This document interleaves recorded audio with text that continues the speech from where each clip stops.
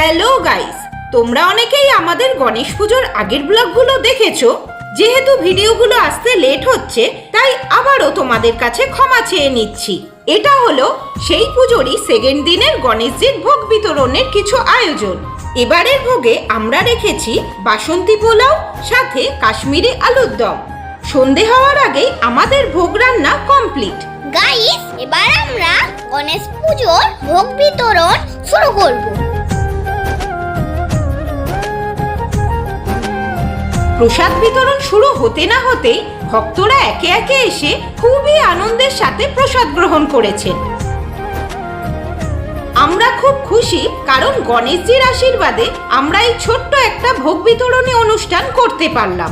আপনারা সবাই আশীর্বাদ করবেন যাতে আগামী বছর এই অনুষ্ঠানকে আমরা আরো বড় জায়গায় নিয়ে যেতে পারি।